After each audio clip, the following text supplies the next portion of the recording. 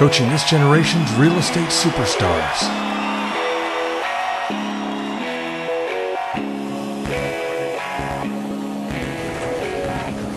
I remember when I first saw this chart, I thought, oh my gosh, what in the world is that? And the truth is this is what our life's relationships, or a wealthy person's life relationships, looks like. Look at number one. The first one, you guys probably have this one nailed. You know how to go get mentors and role models. That's why you're here. Okay? These are the key areas where we might want mentors and role models. Number two, we might not have focused on much, and that's who we determine wealth for. I have to tell you, I've been married to my husband 26 years. I have a fabulous husband, and truly am blessed for that decision, and probably none of it had to do with me. But the truth is, besides him, the other most important decision I've ever made in my life about relationship is who I chose to determine wealth for. And 15 years ago, I didn't even know it mattered. Quite honestly, I worked for nice people because they had a nice company.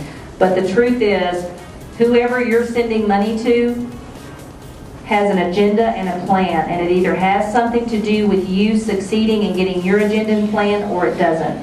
Okay? The third one is your love relationships. That's your spouse, your kids, your parents, your siblings, your relatives, your friends.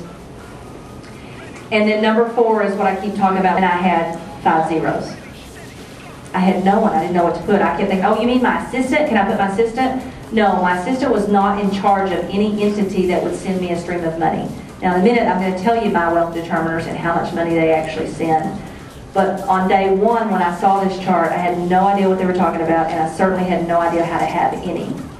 And so, these are people, it's a stronger, more key relationship. These are people that are very talented people that would succeed whether they're with you or without you. But because you created a phenomenal vehicle, they see your vehicle as a way to get their needs met, and so therefore they're kind of pushing you along. And because they're going to succeed anyway, when you help them reach their goals, you automatically hit yours. And I understand a lot of this probably won't make a bit of sense to you, but that's okay. You're going to be introduced to it. You're going to start thinking about it. You're going to start wondering about it, and you're going to start doing something to have this show up in your life. Some of you will. So, and then the next one is your top 25, what we call allied resources. And those are the people that are in your business that know you and love you and would probably always do business with you, or would be in some kind of relationship with you, but they're not in key roles where what they do actually sends money your way necessarily. And I say in the real estate business, you never need more than 5 to 15, and you probably currently have them already, but you're not paying attention to them. When we went back and identified our key, I think we went back and identified 15, there was 5 that really stood out. Now those 5, we have a deeper relationship. We now do investments with those people. We now do a deeper, more contributing relationship than we used to have with them. So you're going to have anywhere from 15 to 25 key allied resources that are in your business and your life, and all I'd encourage you to do is go back and try to figure out who those people are, and maybe see how you can enhance that relationship. Remember, if you do what Jeffrey Gittimore says, you'll just find out who they are, go put a meeting with them, and the whole point of the meeting is to find out what you can do for them. Don't worry about anything else, just go find out what you can do for them. Okay?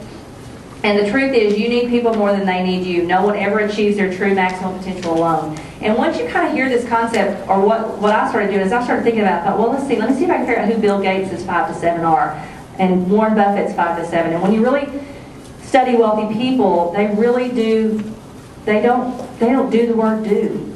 And quite honestly, I worked with John, and I know you guys know John Alexandroff. I worked with him last year. And probably one of the key things that he said to me the whole year was, you know what, Linda, wealthy people don't get paid for what they do, they get paid for what they think. And what's the problem with most of us?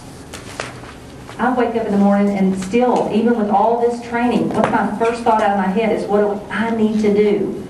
And really, what should the first question be? What does someone else need to do? Because it's not about me doing. Me doing is only going to get me so far. It's going to have me hit a ceiling, and I'm going to stop right there. So the key is not what can I do, but who can do it. Wealthy people get paid for what they think, not for what they do.